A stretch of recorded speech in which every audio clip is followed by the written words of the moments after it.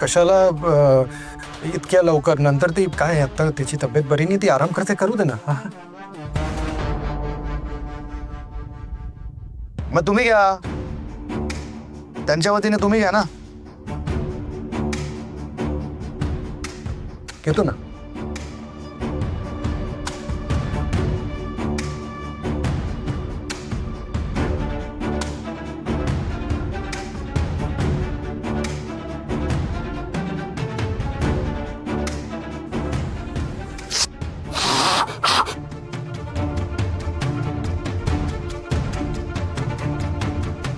हात भाजला काय? काही नाही, जरासा चटका बसला, बाकी काही नाही. ओके.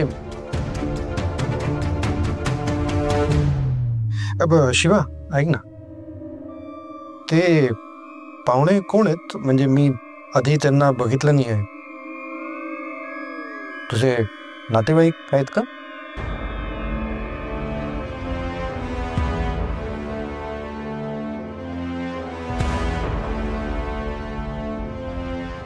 हा, नातेवाईक आहेत असंच समजा. बरं भद्रा मॅम बरे आहेत ना? नाही म्हणजे डॉक्टरांना वगैरे काही बोलवायचंय का? आपण फोन करू तसं. डॉक्टरांना मी डॉक्टरांना ऑलरेडी फोन केलाय. त्यांनी मला गोळ्या सांगितल्या, लिहिल्या, ते मी देईन. खाल्ल्यावर त्यांना ते गोळ्या देईन मी. तू काळजी करू नकोस, तुम्ही तुमचं चालू राहू द्या. हा, ते आरती द्या. जा नंद्या. अरे यार तुझं काय? हा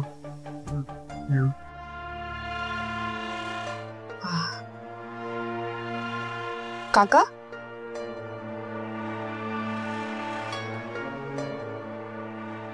काका काय झालं? तुम्ही असं टेन्शन मध्ये का दिसतंय?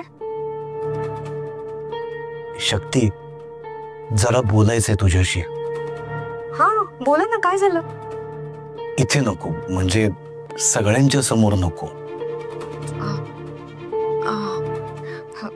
बरोबर, एक मिनिट.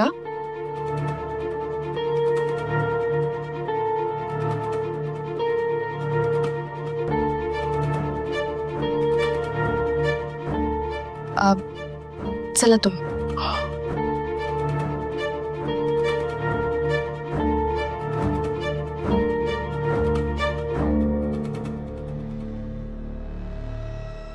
या.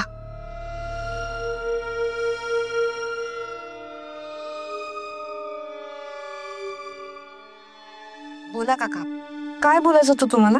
ते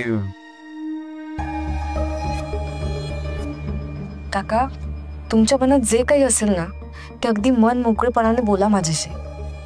शक्ती, हा, या वास्तूमध्ये नकारात्मक शक्ती असाव्यात असं वाटतंय मला. नेमकं इथे काही घडलं होतं का? म्हणजे या वास्तूमध्ये कुणी नकारात्मक शक्तींच्या सोबत राहत होतं का?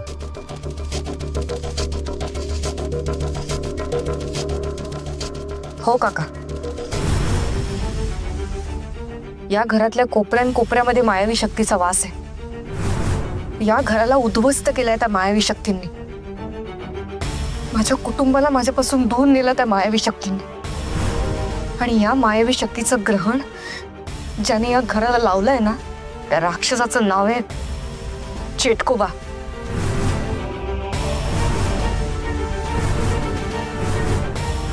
चेटकोबा? हो काका, या घराला लागूनच त्याची गुहा होती. त्या राक्षसासोबतच तर आमचं युद्ध सुरू आहे. पण त्याच्यासोबतचं युद्ध जिंकण्यासाठी, त्याचा पूर्णपणे नायनाट करण्यासाठी आधी या घरातल्या मायावी शक्तीला संपवणं गरजेचं आहे. त्याचा प्रत्येक कपटी डाव आम्ही हाणून पाडला. पण त्या चेटकोबाचा नायनाट करण्यासाठी आधी आम्हाला या घरातल्या सगळ्या नकारात्मक शक्तींना संपवावं लागेल. म्हणूनच तर आम्ही गणपती बाप्पांना या घरात आणलंय. अगदी योग्य निर्णय घेतलात तुम्ही. कसं असतं ना शक्ती, ज्या वास्तूमध्ये बाप्पाचा वास असतो त्या वास्तूमध्ये नकारात्मक शक्ती कधी राहूच शकत नाही. आणि या चेटकोबाने तर कित्येकांची आयुष्य उद्ध्वस्त केलेली आहेत. पण आता लवकरात लवकर तो पण उद्ध्वस्त होणार आहे. बरं काका, मला एक विचारायचं होतं तुम्हाला. अगं विचार ना, विचारतेस काय अशी? काका, तुम्ही शिवाला खरं काय ते का सांगत नाहीयेत? तुम्ही त्याचे जन्मदाता आहात हे त्याच्यापासून का लपवून ठेवलंय तुम्ही?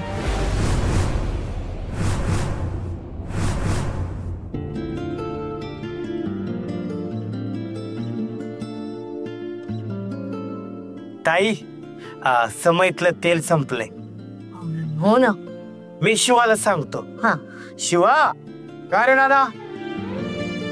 अरे समईतलं तेल संपलंय, घेऊन ये ना. इथे ठेवलं नाही काय? आलू घेऊन येतो. हा हा, ये. शक्तीचे आप्पा,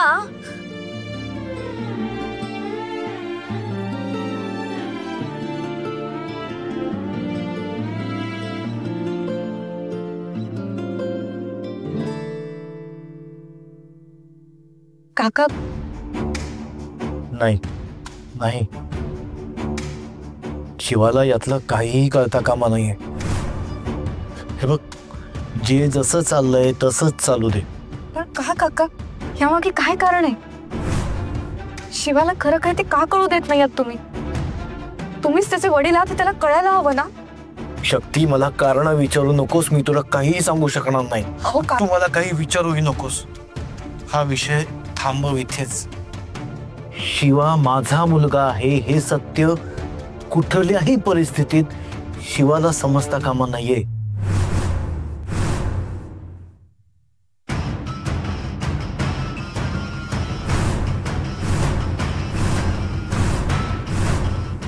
शिवा,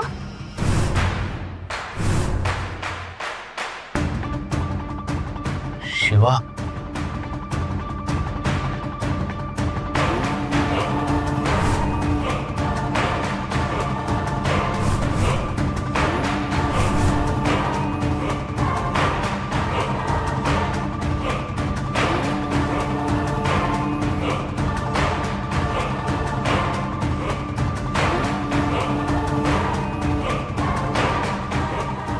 मी आहे बाहेर. हा,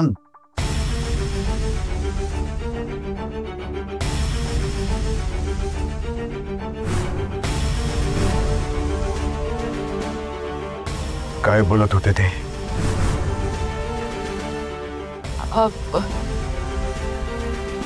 शिवा, ते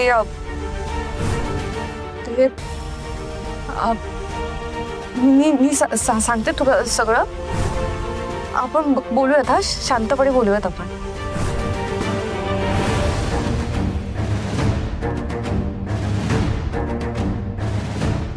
शिवा, शिवा ऐक ना. शिवा, शिवा.